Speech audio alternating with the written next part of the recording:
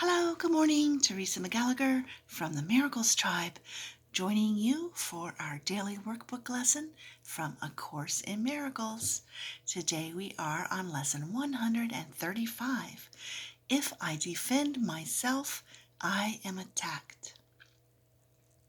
Who would defend himself unless he thought he were attacked, that the attack were real, and that his own defense could save himself? And herein lies the folly of defense. It gives illusions full reality and then attempts to handle them as real. It adds illusions to illusions, thus making correction doubly difficult.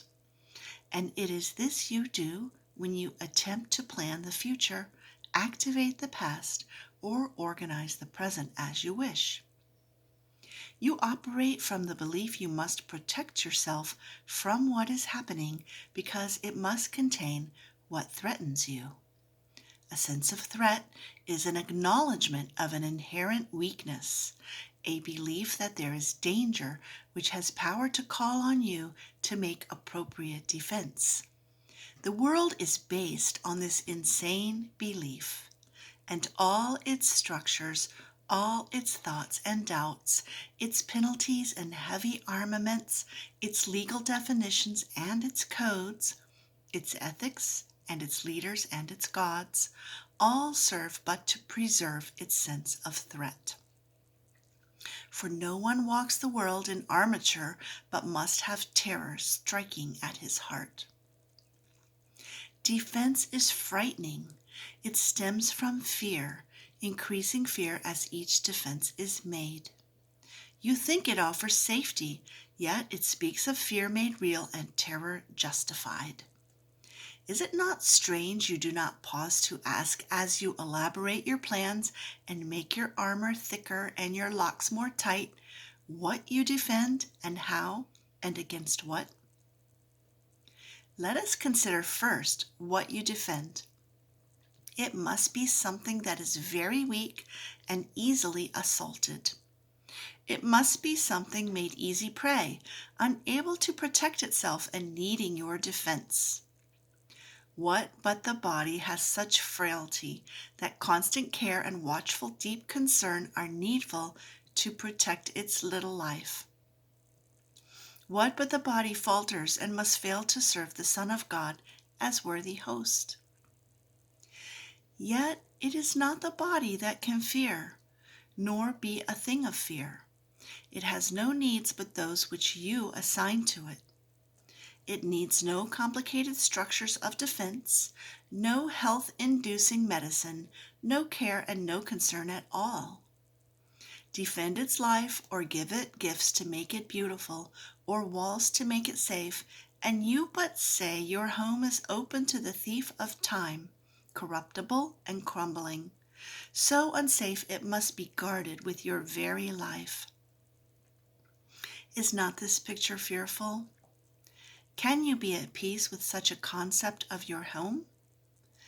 Yet, what endowed the body with the right to serve you thus except your own belief?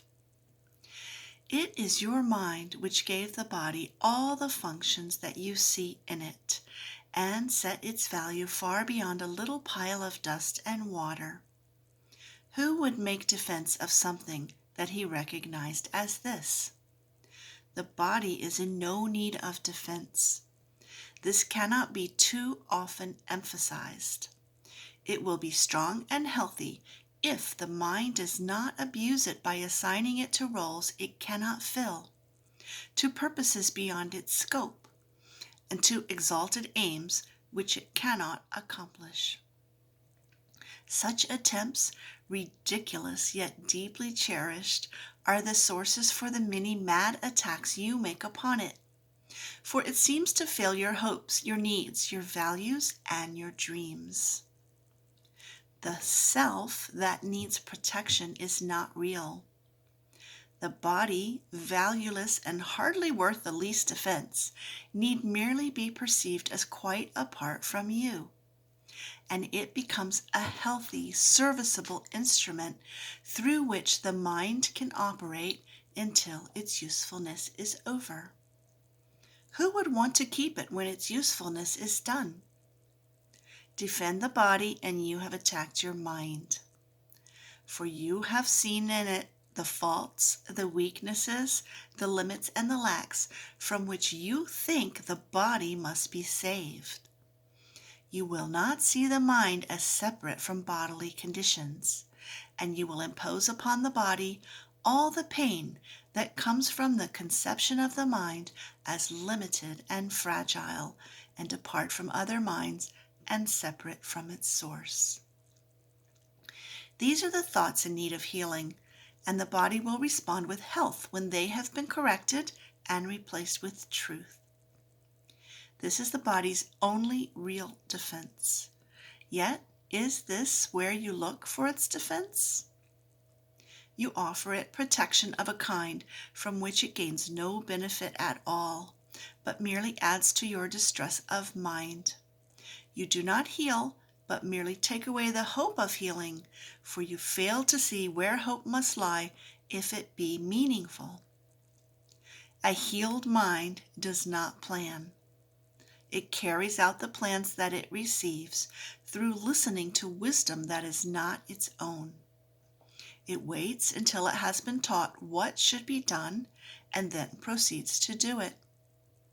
It does not depend upon itself for anything except its adequacy to fulfill the plans assigned to it. It is secure in certainty that obstacles cannot impede its progress to accomplishment of any goal that serves the greater plan established for the good of everyone. A healed mind is relieved of the belief that it must plan, although it cannot know the outcome which is best, the means by which it is achieved, nor how to recognize the problem that the plan is made to solve. It must misuse the body in its plans until it recognizes this is so. But when it has accepted this as true, then it is healed and lets the body go. Enslavement of the body to the plans the unhealed mind sets up to save itself must make the body sick. It is not free to be the means of helping in a plan which far exceeds its own protection and which needs its service for a little while. In this capacity is health assured, for everything the mind employs for this will function flawlessly and with the strength that has been given it and cannot fail. It is perhaps not easy to perceive that self-initiated plans are but defenses, with a purpose all of them were made to realize. They are the means by which a frightened mind would undertake its own protection at the cost of truth. This is not difficult to realize in some forms which these self-deceptions take, where the denial of reality is very obvious. Yet planning is not often recognized as a defense. The mind engaged in planning for itself is occupied in setting up control of future happenings. It does not think that it will be provided for unless it makes its own provisions. Time becomes a future emphasis to be controlled by learning and experience obtained from past events and previous beliefs. It overlooks the present, for it rests on the idea the past has taught enough to let the mind direct its future course. The mind that plans is thus refusing to allow for change. What it has learned before becomes the basis for its future goals. Its past experience directs its choice of what will happen, and it does not see that here and now is everything it needs to guarantee a future quite unlike the past, without a continuity of any old ideas and sick beliefs. Anticipation plays no part at all, for present confidence directs the way. Defenses are the plans you undertake to make against the truth. Their aim is to select what you approve and disregard what you consider incompatible with your beliefs of your reality. Yet what remains is meaningless indeed, for it is your reality that is the threat, which your defenses would attack, obscure, and take apart and crucify. What could you not accept if you but knew that everything that happens, all events, past, present, and to come, are gently planned by one whose only purpose is your good?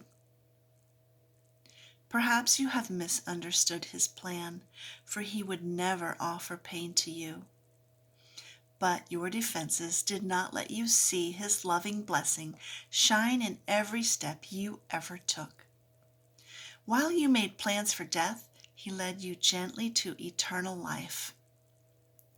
Your present trust in him is the defense that promises a future undisturbed, without a trace of sorrow, and with joy that constantly increases, as this life becomes a holy instant set in time, but heeding only immortality. Let no defenses but your present trust direct the future, and this life becomes a meaningful encounter with the truth that only your defenses would conceal. Without defenses, you become a light which heaven gratefully acknowledges to be its own, and it will lead you on in ways appointed for your happiness according to the ancient plan, begun when time was born. Your followers will join their light with yours, and it will be increased until the world is lighted up with joy. And gladly will our brothers lay aside their cumbersome defenses, which availed them nothing and could only terrify. We will anticipate that time today with present confidence, for this is part of what was planned for us. We will be sure that everything we need is given us for our accomplishment of this today. We make no plans for how it will be done, but realize that our defenselessness is all that is required for the truth to dawn upon our minds with certainty. For 15 minutes twice today, we rest from senseless planning and from every thought that blocks the truth from entering our minds. Today we will receive instead of plan, that we may give instead of organize. And we are given truly as we say, if I defend myself, I am attacked. But in defenselessness I will be strong, and I will learn what my defenses hide. Nothing but that. If there are plans to make, you will be told of them. They may not be the plans you thought were needed, nor indeed the answers to the problems which you thought confronted you. But they are answers to another kind of question, which remains unanswered, yet in need of answering until the answer comes to you at last. All your defenses have been aimed at not receiving what you will receive today. And in the light and joy of simple trust, you will but wonder why you ever thought that you must be defended from release. Heaven asks nothing. It is hell that makes extravagant demands for sacrifice. You give up nothing in these times today when undefended you present yourself to your Creator as you really are. He has remembered you. Today we will remember Him. For this is Easter time in your salvation, and you rise again from what was seeming death and hopelessness. Now is the light of hope reborn in you, for now you come without defense to learn the part for you within the plan of God. What little plans or magical beliefs can still have value when you have received your function from the voice for God Himself? Try not to shape this day as you believe would benefit you most, for you cannot conceive of all the happiness that comes to you without your planning. Learn today, and all the world will take this giant stride and celebrate your Easter time with you. Throughout the day, as foolish little things appear to raise defensiveness in you and tempt you to engage in weaving plans, remind yourself this is a special day for learning and acknowledge it with this. This is my Easter time, and I would keep it holy. I will not defend myself because the Son of God needs no defense against the truth of his reality. So we are practicing twice today for 15 minutes each, remembering that if I defend myself, I am attacked. Good luck, and I look forward to seeing you again tomorrow. Thanks so much for joining me every day. Love you. Bye-bye.